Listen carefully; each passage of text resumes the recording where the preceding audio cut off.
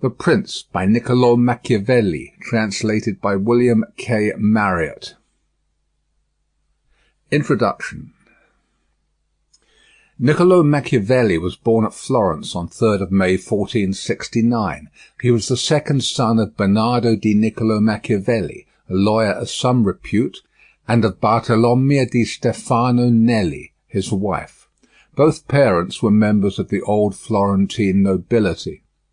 His life falls naturally into three periods, each of which, singularly enough, constitutes a distinct and important era in the history of Florence. His youth was concurrent with the greatness of Florence as an Italian power under the guidance of Lorenzo de' Medici, Il Magnifico. The downfall of the Medici in Florence occurred in 1494, in which year Machiavelli entered the public service.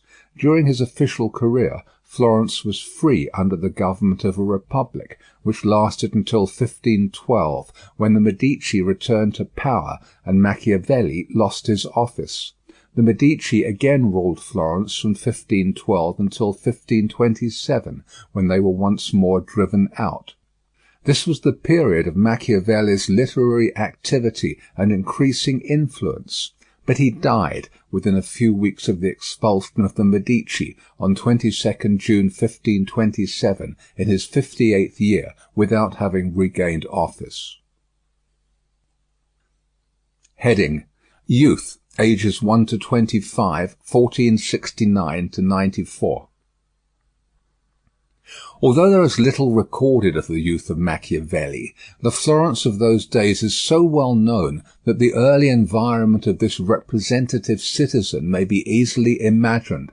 Florence has been described as a city with two opposite currents of life, one directed by the fervent and austere Savonarola, the other by the splendour-loving Lorenzo.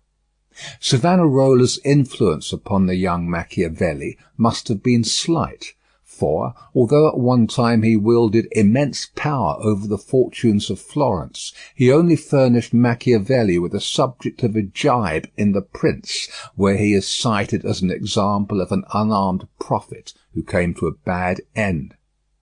Whereas the magnificence of the Medicean rule during the life of Lorenzo appeared to have impressed Machiavelli strongly, for he frequently recurs to it in his writings, and it is to Lorenzo's grandson that he dedicates The Prince.